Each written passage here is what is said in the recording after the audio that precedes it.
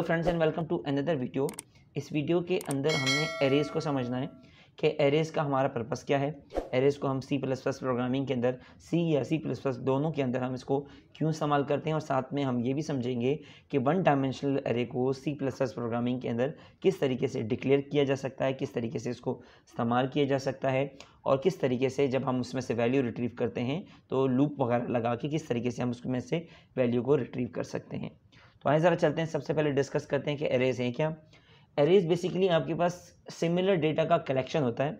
अगर आपके पास कुछ वैल्यूज़ हैं, 5 या 10 वैल्यूज़ हैं जो आप स्टोर करना चाह रहे हैं एक ही जगह पे अपने कंप्यूटर में, या एक ही वेरिएबल के अंदर स्टोर करना चाह रहे हैं, तो आप एरेज़ का इस्तेमाल कर सकते हैं। मतलब more than one values can be stored easily. वैसे तो एक वैल्यू भी स्टोर की जा सकती है, बट पर्पस इसका यही कि जब एक से ज़्यादा हमारे पास वैल्यूज़ स्टोर होती हैं तो करनी होती हैं, तो हम एरेज़ का इस्तेमाल करते हैं। और arrays basically contiguous memory locations को यूज़ करता है ताकि डेटा को एक्सेस करने में आसानी हो। कॉन्टीजियस मेमोरी लोकेशंस क्या होती हैं वो भी हम डिस्कस करते हैं नेक्स्ट स्लाइड में। एरेज़ की अगर हम बात करें कि एरेज़ की हमें ज़रूरत क्यों पड़ती है, अगर हम नॉर्मल वेरिएबल्स के अंदर मल्टीपल वैल्यूज़ को स्टोर करना चाहें तो हम कुछ इस तरीके से भी कर सकते हैं। हमने वेरिएबल 1 रखा, वेरिएबल 2, वेरिएबल 3, और इसी तरीके से एंड सो ऑन हमने मुख्तलिफ वेरिएबल्स बना दिए। 2-4 वेरिएबल्स की हद तक तो बात ठीक रहेगी, मगर मिसाल के तौर पर अगर आपको 100 या 200 वैल्यूज़ स्टोर करनी है तो तब हम क्या करेंगे, इतने ज़्यादा वेरिएबल्स हम बनाएंगे कैसे। ये हमारे लिए बहुत मुश्किल हो जाएगा कि हम नॉर्मल वेरिएबल्स के अंदर इतनी ज़्यादा वैल्यूज़ को स्टोर कर सकें। तो उसके लिए एरे ही ठीक है कि एक ही वेरिएबल नेम होगा और उसके अंदर आप मल्टीपल वैल्यूज़ को स्टोर कर सकते हैं। अब अगर हम प्रोग्रामिंग के अंदर देखें तो ये एक एग्जांपल आपको नज़र आ रही है। तो इस एग्जांपल में आपको नज़र आ रहा है कि हमने 5 वैल्यूज़ को स्टोर करके दिखाए। तो ये एक सिंटेक्स है वन डायमेंशनल एरे को स्टोर करने का, जिसमें x हमारे वेरिएबल का नाम है और 5 यहाँ पे जो है ये इसका साइज़ बताया हुआ है कि इसके अंदर 5 वैल्यूज़ स्टोर की जा सकती हैं, और ब्रैकेट्स के अंदर यहाँ पे टोटल 5 वैल्यूज़ दे दी गई हैं। तो ये एक तरीकाकार है जो आप प्रोग्रामिंग में इस्तेमाल करके आप इसको स्टोर कर सकते हैं। अब इसको एक्सेस कैसे किया जा सकता है, इसको एक्सेस या स्टोर दोनों करने के लिए आपको एरे के इंडेक्सेस चाहिए होते हैं। अब इंडेक्सेस क्या होते हैं, आपका कोई भी वेरिएबल है उसके अंदर वैल्यूज़ अगर आपको स्टोर करनी है तो वो 0 इंडेक्स से स्टार्ट की जाती हैं वैल्यूज़। मिसाल के तौर पर जैसे आपके पास x5 है, अब मतलब आपने x वेरिएबल के अंदर 5 वैल्यूज स्टोर करनी है, तो पहली जो वैल्यू स्टोर की जाएगी वो x0 पे की जाएगी, मतलब ये इसकी लोकेशन है।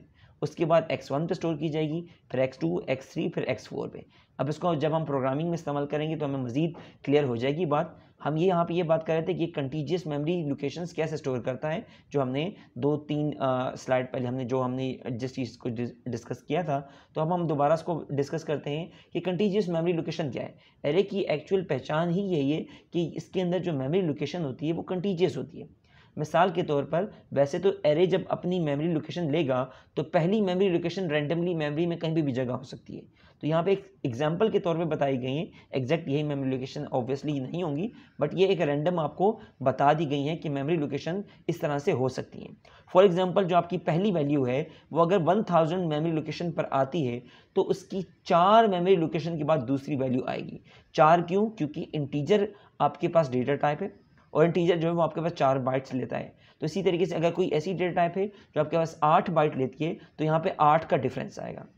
तो इंटीजर की बात करते हैं तो पहली वैल्यू 1004 पर आ गई, दूसरी 1008, इसी तरीके से एंड सो ऑन आपकी वैल्यू जो है वो मेमोरी लोकेशन कंटिन्यू होती गई। तो ये एक स्ट्रक्चर है जो मैं आपको बता रहा हूँ कि यहाँ पे आपको 3 चीज़ें नज़र आ रही हैं। एक तो वैल्यूज़ हैं जिनको स्टोर किया जाएगा, और इंडेक्सेस हैं जिनकी मदद से आप वैल्यू को स्टोर करेंगे और उसको रिट्रीव करेंगे या कॉल करेंगे।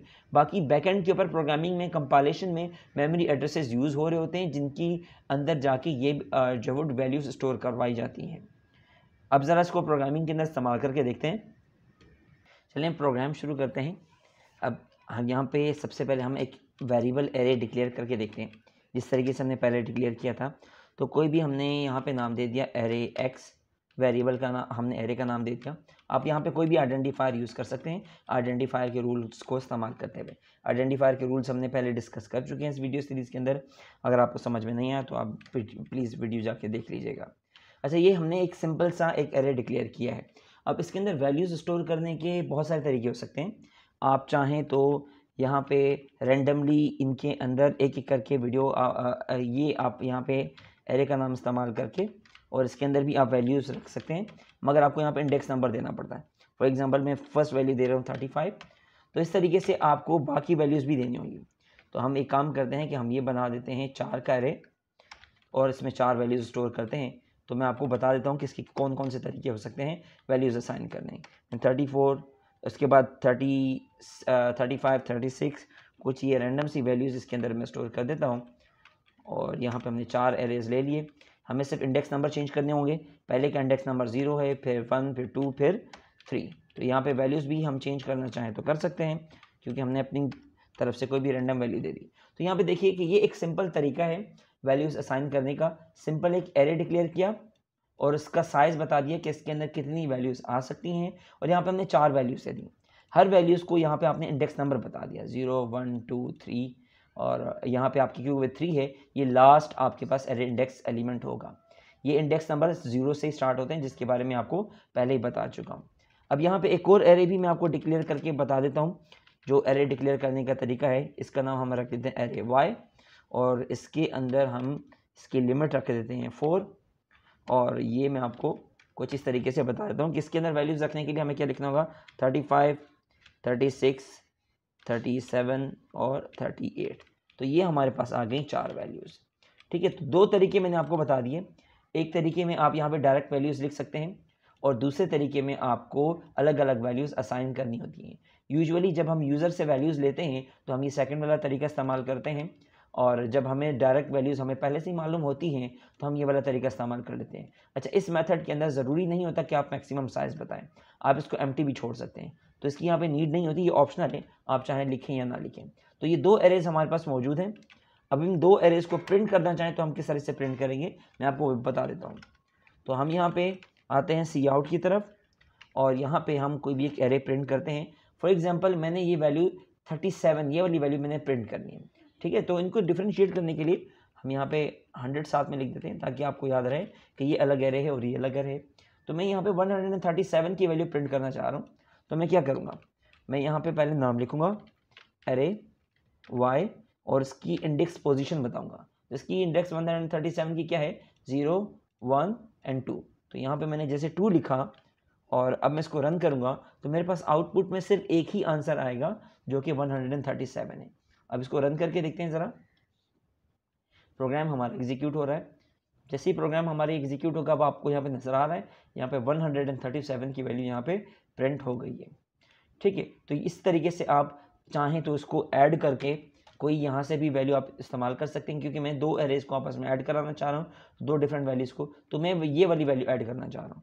तो हम इसको कॉपी करके यहाँ पे लिख देते हैं। तो आप सिंपल ये समझ लीजिए, ये सिंपल एक वेरिएबल ही है, but followed by these square brackets and the index position. ठीक है, अब जब हम रन करेंगे तो इन दोनों को कैलकुलेट किया जाएगा। ठीक है, तो आपके पास आंसर कुछ इस तरीके से प्रिंट होगा। और जब हम इसको रन करते हैं, हमारे पास 134 आंसर आ रहा है, क्योंकि इसका 137 और इसका 37 दोनों को आपस में ऐड किया गया है। ठीक है, तो मैं इसको रिमूव कर रहा हूँ, ताकि मैं आपको सिर्फ समझाना चाह रहा था कि एरेज को किस तरीके से इस्तेमाल करते हैं। तो मैं इसको रिमूव कर रहा हूँ। मैं सिर्फ इसी एरे को की तमाम वैल्यूज़ को मैं प्रिंट करा के दिखाऊंगा फॉर के लूप की मदद से कैसे प्रिंट करते हैं। ठीक है, तो अब हम यहाँ पे इस्तेमाल करते हैं फॉर का लूप। तो फॉर के लूप से हम इन वैल्यूज़ को प्रिंट कर पाएंगे। फॉर का लूप से कैसे वैल्यू प्रिंट कर पाएंगे, क्योंकि अगर आप देखें, जब आप ये कॉल करते हैं तो अगर आप फर्स्ट वैल्यू को कॉल करेंगे तो आपको यहाँ पे क्या लिखना पड़ता है, 0, फिर इसके बाद 1, फिर 2, फिर 3। कंसेक्यूटिव एलिमेंट्स है ना, तो कंसेक्यूटिव एलिमेंट्स को आप इजीली प्रिंट कर सकते हैं किसके ज़रिए, एरे के ज़रिए। अच्छा, अब हमने सिंपल वैल्यू असाइन करके देख ली और उसको प्रिंट करके भी देख लिया। अब हम यूज़र से वैल्यू लेते हैं और हम उसको प्रिंट करके भी देखते हैं कि किस तरीके से हम एक एरे को यूज़र से वैल्यू लेने के लिए हम इस्तेमाल कर सकते हैं यूजिंग लूप, और फिर उसको प्रिंट किस तरीके से कर सकते हैं, या उसके ऊपर कैलकुलेशन किस तरीके से की जाएगी। तो अब हम वो देखते हैं। सिंपल एक एरे हमने डिक्लेयर किया हुआ विद द नेम x।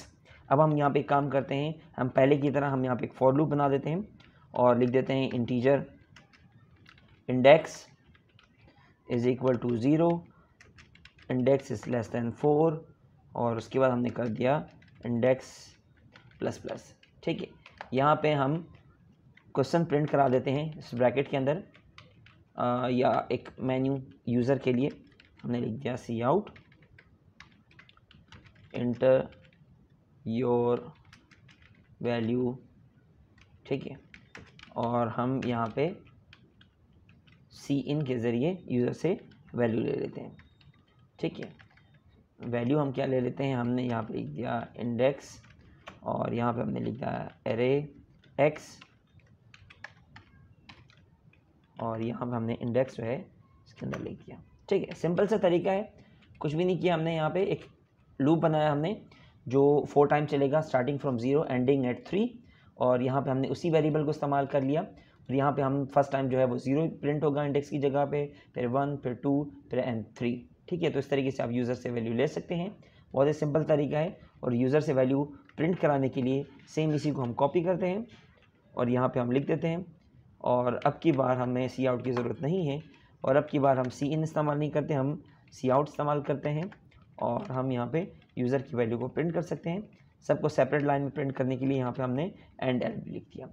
अब इस प्रोग्राम को चला के देखते हैं, फिर इसको मज़ीद मॉडिफाई करेंगे। रन करते हैं,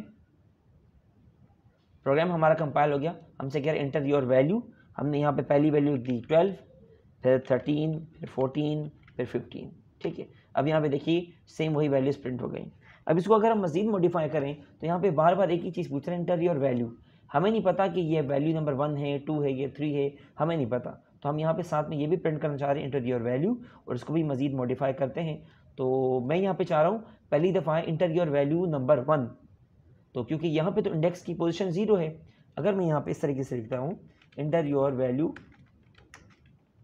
और यहाँ पे मैं लिख देता हूँ इंडेक्स। ठीक है, और यहाँ पे दोबारा से इन्वर्टेड कॉमास में स्पेस देने के लिए। ठीक है, अब इसको ज़रा रन करके देखते हैं, तो देखते हैं हमारे पास आउटपुट क्या आ रहा है। अब जब हम देखते हैं यहाँ पे क्या आ रहा है, इंटर योर वैल्यू 0। मैं 0 नहीं लिखना चाह रहा, मैं 1 से स्टार्ट करना चाह रहा हूँ, 1 2 3 4 5। तो उसके लिए क्या करेंगे, तो मैं यहाँ पे वैल्यू दे देता हूँ पहले 14, 17, 18, कोई भी रेंडम वैल्यू दे दी, प्रिंट हो गई। मैं यहाँ पे 0 1 2 3 चाह रहा हूँ, तो क्या करेंगे, सिंपल सा तरीका है, इसी इंडेक्स पोजीशन में आप 1 प्लस कर दें। तो अब क्या होगा, अब यहाँ पे ऑटोमेटिकली 0 की जगह पे क्या आएगा, 1 आएगा, फिर 1 की जगह पे हमारे पास 2 आएगा। तो इसी तरीके से एंड सो ऑन। सिंपल तरीका है, आपको एरे को की वैल्यू को इस तरीके से यूज़र से हम ले सकते हैं। अब मैं इसको भी मॉडिफाई करना चाह रहा हूँ, मैं सेम ही प्रिंट करना चाह रहा हूँ, वैल्यू एट 1, वैल्यू एट 2। तो इस तरीके से प्रिंट करना चाह रहा हूँ। तो हम यहाँ पे इन्वर्टेड कॉमास लिखते हैं, वैल्यू एट, और मैं यहाँ पे प्रिंट करना चाह रहा हूँ 1। ठीक है, तो उसके लिए क्या करेंगे, दोबारा से हम आउटपुट ऑपरेटर लेते हैं, तो यहाँ पे हम लिख देते हैं इंडेक्स प्लस 1। ठीक है, और हम इसको नई लाइन में लिख देते हैं सी आउट, ताकि हमें लिखने में आसानी हो। हमने यहाँ पे लिख दिया इंडेक्स प्लस 1, और यहाँ पे हम इन्वर्टेड कॉमास में हमने कुछ इस तरीके से लिख दिया। क्योंकि यहाँ पे एंड एल नहीं इस्तेमाल हो रहा, तो ये न्यू लाइन नहीं आएगी। तो ये समझ लीजिए ये पूरा एक ही लाइन, यहाँ तक एक ही लाइन कंसीडर की जाएगी। मैंने सी आउट अलग इसलिए कर दिया कि स्टेटमेंट की लेंथ ज़्यादा बड़ी ना हो जाए और समझाने में मुश्किल ना हो जाए। ठीक है, तो पहले लिखा हुआ आएगा value at 1 followed by this colon, फिर उसके बाद आपकी वैल्यू आ जाएगी। ठीक है, फिर लिखा हुआ आएगा न्यू लाइन, और इसी तरीके से एंड सो ऑन, सारी वैल्यूज प्रिंट हो जाएगी। अब इसको ज़रा एग्जीक्यूट करके देखते हैं। अब हमने यहाँ पे वैल्यू को भी इंटर कर दी, हमने इंटर कर दिया 30, 31, 32, 33। अब सेम यही वैल्यूज प्रिंट होंगी, वैल्यू 8 1 2 3 4। ठीक है, तो ये एक सिंपल तरीक़ाकार है वैल्यूज़ को यूज़र से लेने के लिए और वैल्यूज़ को प्रिंट कराने के लिए। तो हमने मेथड को यूज़ किया है, तो इसके अंदर मैंने तकरीबन 2 या 3 मेथड्स इस्तेमाल किए हैं। अब बार बार वीडियोज़ को पॉज करके तमाम चीज़ों को प्रैक्टिस करके देख लीजिएगा, तो आपको समझने में मज़ीद आसानी होगी। इस वीडियो के लिए इतना ही, नेक्स्ट वीडियो में मिलेंगे, तब तक के लिए गुड बाय।